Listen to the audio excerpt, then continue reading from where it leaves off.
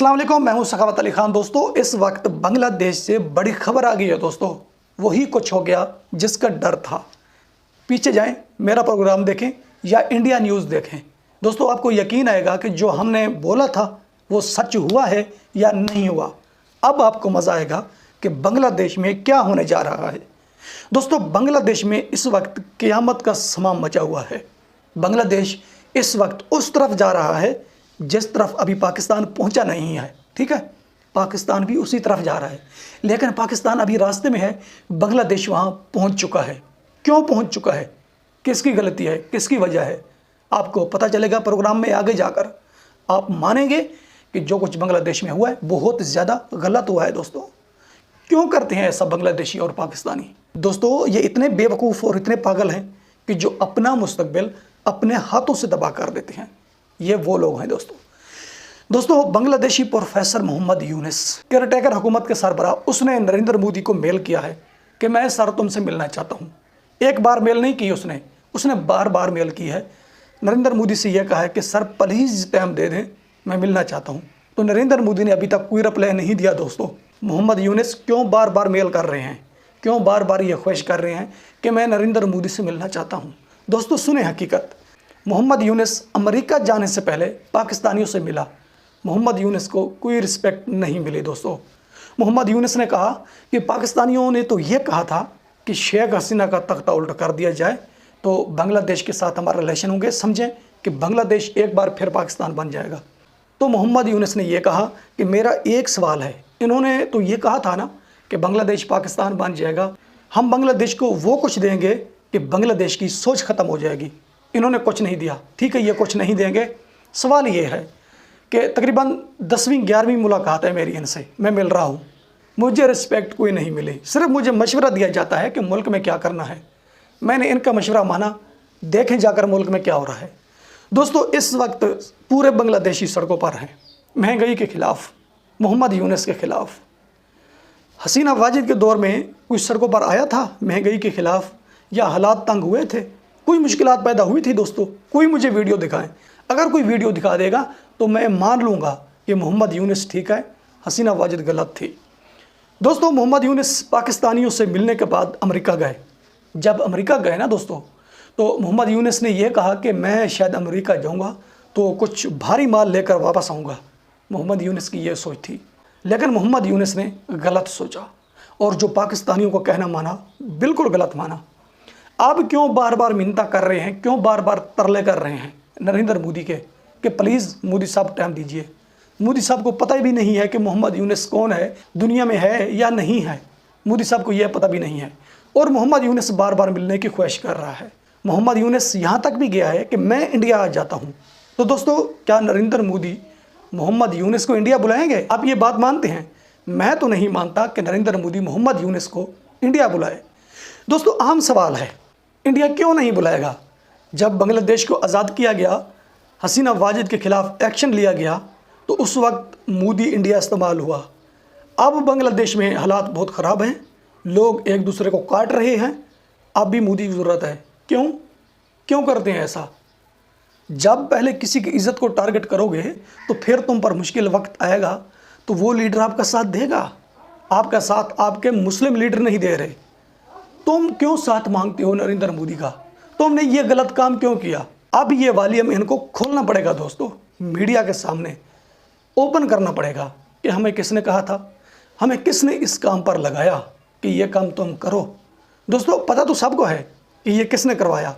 पाकिस्तान भी शामिल है और कंट्रियाँ भी शामिल हैं, लेकिन ये अपने मुँह से बताएं कि बांग्लादेश में यह गलत काम किसने करवाया। तो दोस्तों, अब बांग्लादेशी वही कुछ कर रहे हैं मोहम्मद यूनुस के ख़िलाफ़ जो इन्होंने किया हसीना वाजिद के ख़िलाफ़। बांग्लादेशियों ने सिर्फ 10 दिन की डेडलाइन दी है कि 10 दिन के अंदर महंगाई पर कंट्रोल हो गया तो ठीक है, वरना आपका तख्ता उल्ट कर दिया जाएगा। अब देखें बांग्लादेशी किस ट्रैक पर चल पड़े हैं। सुने, ये कौन सा ट्रैक है? दोस्तों, ये वो ट्रैक है, कैसे कहते हैं कि जब इंसान एक बार गलती करता है ना, तो उस गलती को संवारने की जब कोशिश करता है तो हज़ारों गलतियां कर बैठता है। जब हज़ारों गलतियां कर बैठता है तो फिर ऐसे कुएं में गिर जाता है कि वो ज़िंदगी भर बाहर नहीं आ सकता। इंसान गलतियों का पुतला है, गलती करने से पहले इंसान को सोचना चाहिए कि मैं क्या कर रहा हूँ। अगर यह हसीना वाजिद के खिलाफ कदम उठाने से पहले सोच लेते तो आज बांग्लादेश में ये नौबत पेश ना आती। दोस्तों, बांग्लादेशी सड़कों पर हैं, छोटे बड़े ख़वातीन। इस वक्त बांग्लादेशियों को रोटी नहीं मिल रही दोस्तों, ठीक है।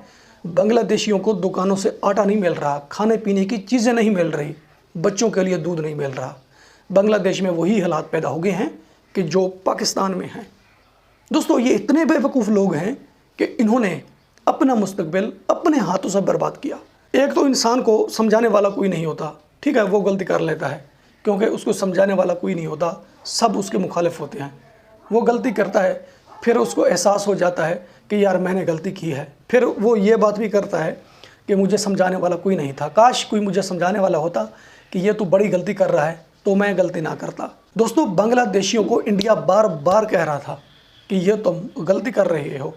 बांग्लादेशी एक बात पर डटे हुए थे कि हसीना वाजिद के ताल्लुकात क्यों हैं मोदी के साथ, यानी मोदी के साथ इनके गहरे रिलेशन हैं, क्यों हैं।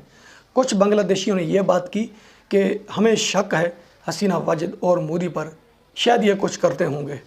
तो दोस्तों, जब इंसान का दिमाग ख़राब होता है ना तो फिर वो ठीक नहीं होता।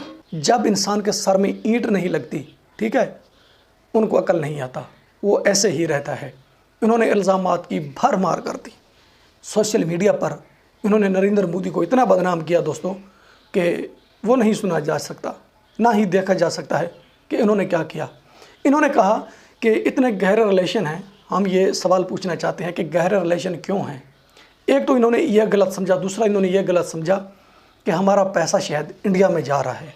इन बेवकूफ़ों को ये पता नहीं था कि आपको इंडिया खिला रहा है। इंडिया खा नहीं रहा, इंडिया आपको खिला रहा है। और बेवकूफ़ आदमी मुझे ये बताएं कि इंडिया दुनिया की तीसरी पावर है, क्या इंडिया बांग्लादेश का कुछ खाएगा?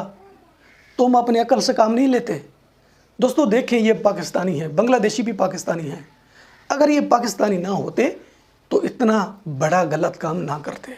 जो पाकिस्तानियों का झूठा खाएगा, इनकी बात मानेगा, इनकी बातों में आएगा, उसी के साथ ऐसा होगा मेरी जान जो हो रहा है।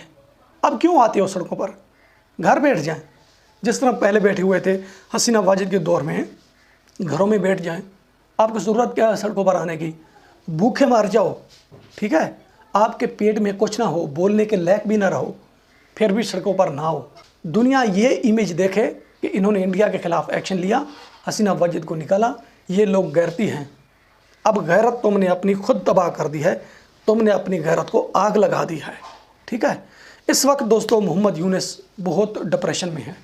मोहम्मद यूनुस कहते हैं कि अगर नरेंद्र मोदी नहीं मिलते तो काम बहुत ज़्यादा ख़राब हो जाएगा।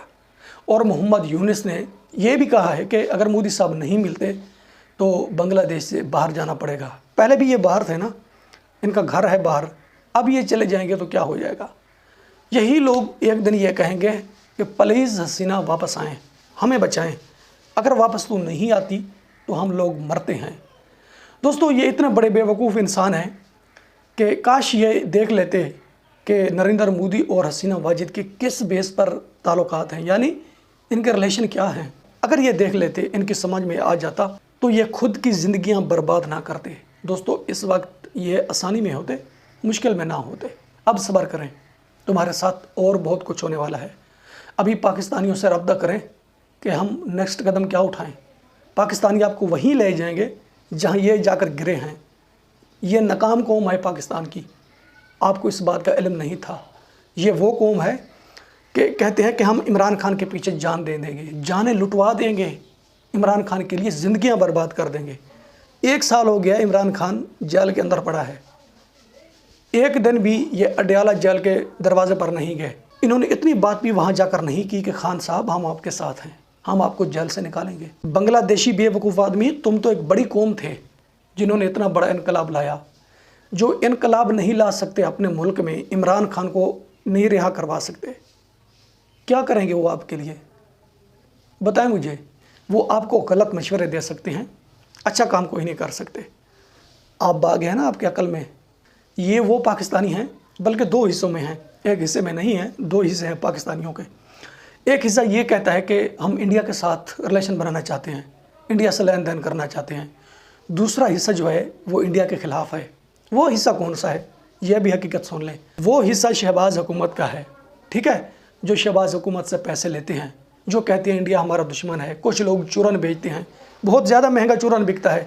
जब ये इंडिया को दुश्मन कहते हैं, नरेंद्र मोदी की इज़्ज़त को टारगेट करते हैं ना, इनका चूरन बहुत ज़्यादा महंगा बिकता है, ठीक है। उन्हीं लोगों ने आपको गलत रास्ते पर लगाया। अब सब्र करें, भूख बर्दाश्त करें, घर में बैठें।